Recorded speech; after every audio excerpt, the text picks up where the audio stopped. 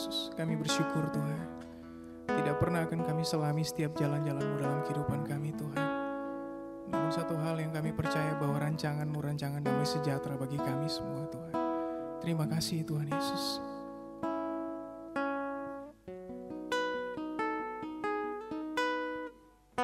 Jalan-Mu tak terselami oleh setiap hati kami, namun satu hal ku percaya, ada rancangan yang indah, tiada terduga kasih-Mu. Heran besar bagiku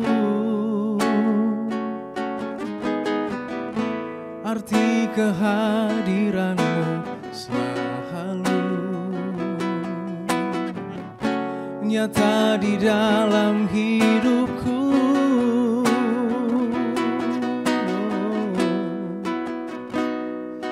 Penyertaan-Mu sempurna, rancangan-Mu penuh damai, aman dan sejahtera walau di tengah badai.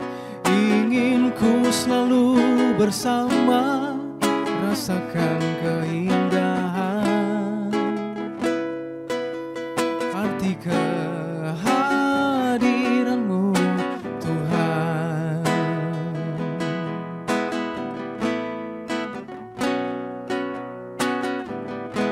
Tiada terduga kasih-Mu, heran besar bagiku arti kehadiran-Mu selalu nyata di dalam hidupku. Penyertaan-Mu sempurna, rancangan-Mu penuh damai, aman dan sejahtera walau di tengah badai. Ingin ku selalu bersama, rasakan keindahan arti kehadiran-Mu Tuhan, arti kehadiran-Mu Tuhan, arti kehadiran-Mu Tuhan.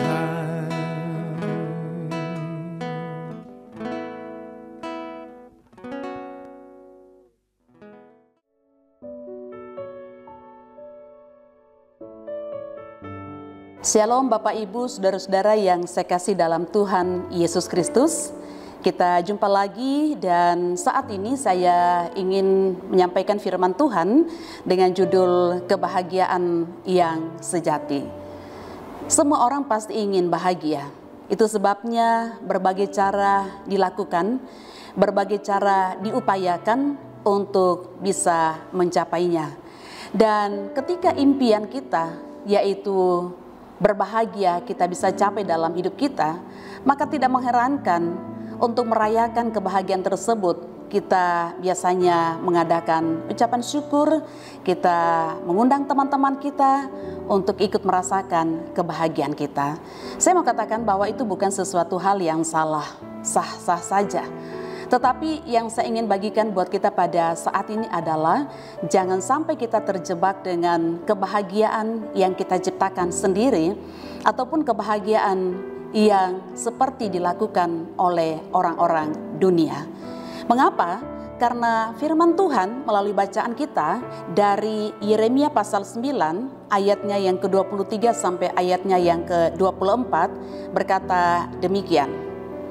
Beginilah firman Tuhan, janganlah orang bijaksana bermegah karena kebijaksanaannya.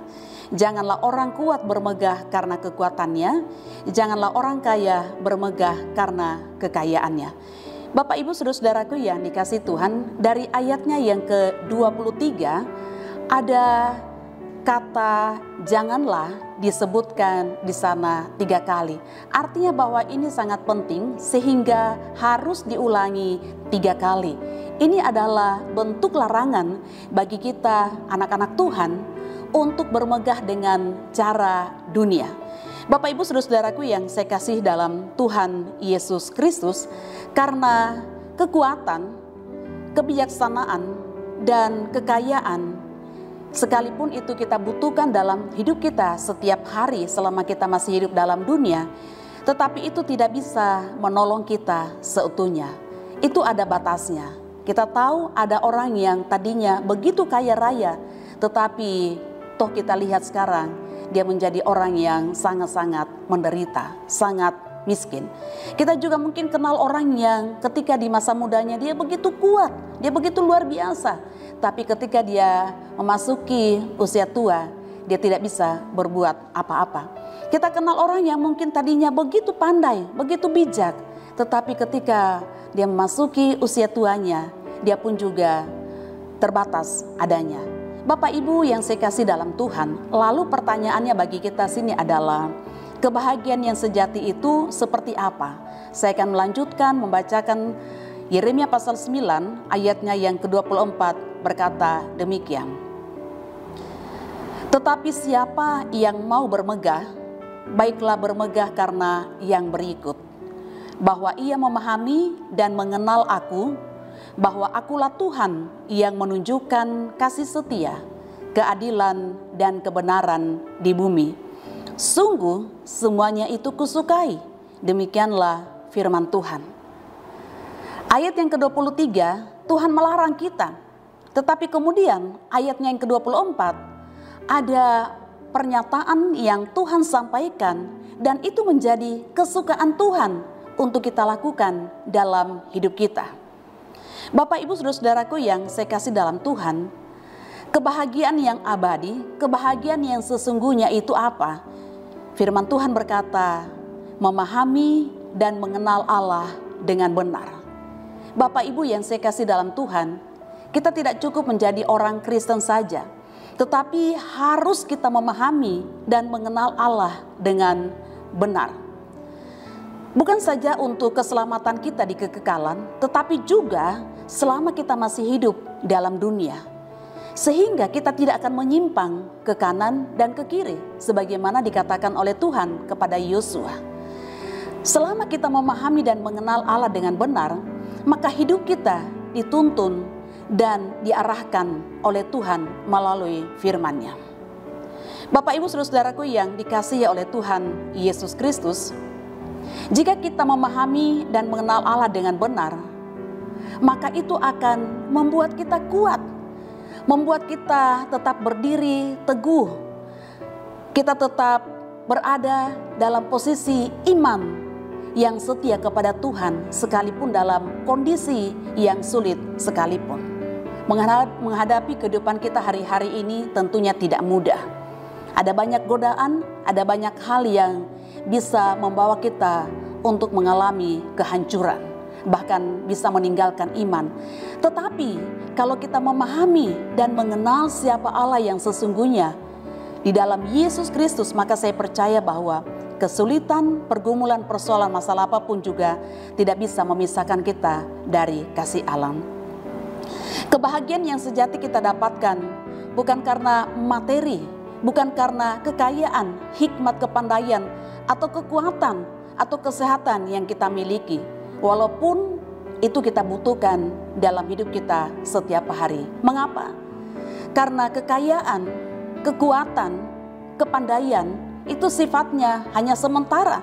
Satu waktu akan berlalu. Satu waktu kita tidak bisa miliki dalam hidup kita. Lalu pertanyaannya adalah, bagaimana caranya kita bisa memahami dan mengenal siapa Allah dengan benar yang kita sembah dan kita percayai? Maka saya mau katakan bagi kita semua bahwa kita harus memiliki keintiman, kita harus terus membangun hubungan yang baik dengan Tuhan. Bukan cuma dalam waktu-waktu tertentu, tetapi secara kontinu kita terus membangun hubungan kita dengan Tuhan. Kita harus memiliki komitmen untuk selalu membaca dan belajar firman Tuhan. Kita tidak cukup hanya mendengarkan khotbah setiap hari Minggu atau kita mendengarkan khotbah-khotbah dari YouTube, tetapi harus ada tindakan dari kita secara pribadi untuk membaca firman Tuhan secara pribadi, belajar firman Tuhan, merenungkan dan melakukannya. Bapak Ibu saudara-saudaraku yang dikasihi Tuhan, saya mengajak kita untuk membaca dari Kisah Para Rasul pasal 17 ayat yang ke-10 sampai ayatnya yang ke-12. Ini adalah jemaat yang ada di Berea. Firman Tuhan berkata begini dalam Kisah Rasul 17 ayat 10 sampai 12. Tetapi pada malam itu juga segera saudara-saudara di situ menyuruh Paulus dan Silas berangkat ke Berea. Setibanya di situ pergilah mereka ke rumah ibadat orang Yahudi. Orang-orang Yahudi di kota itu lebih baik hatinya daripada orang-orang Yahudi di Tesalonika, karena mereka menerima firman itu dengan segala kerelaan hati dan setiap hari mereka menyelidiki kitab suci untuk mengetahui apakah semuanya itu benar demikian. Mereka tidak hanya senang atau sukacita atau gembira dengan kerelaan mendengarkan firman Tuhan yang diajarkan oleh Paulus dan juga Silas kepada mereka, tetapi firman Tuhan berkata dari bacaan kita bahwa jemaat yang ada di Berea ini, mereka selalu belajar setiap hari untuk memastikan apakah pengajaran yang disampaikan oleh Paulus dan Silas itu benar adanya. Bapak Ibu saudara-saudaraku yang dikasihi Tuhan, kita pasti tahu siapa Paulus.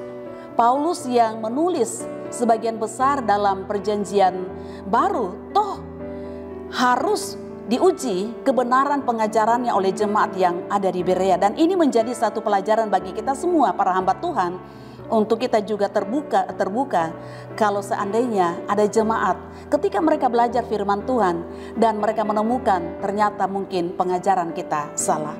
Bapak Ibu saudara-saudaraku yang dikasihi Tuhan, miliki kerinduan dan semangat untuk selalu belajar dan terus belajar akan firman Tuhan, sehingga kita akan menemukan kebahagiaan sesungguhnya melalui apa yang kita pelajari. Dan dampaknya, ayatnya yang ke-12 dari pembacaan kitab Kisah Para Rasul tadi, banyak di antara mereka yang menjadi percaya, juga tidak sedikit di antara perempuan-perempuan terkemuka dan laki-laki Yunani.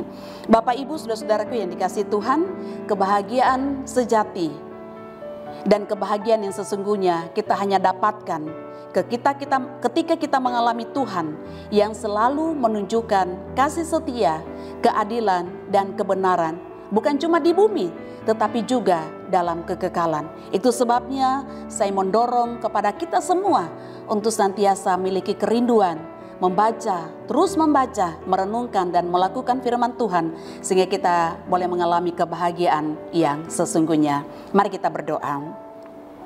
Kami bersyukur dan berterima kasih untuk firman Tuhan yang mengajarkan kami untuk bisa mengalami kebahagiaan yang sesungguhnya seperti yang Kau mau Tuhan dalam hidup kami, dengan terus membangun hubungan intim kami dengan Engkau, membaca dan belajar firman-Mu, melakukan dalam hidup kami setiap hari.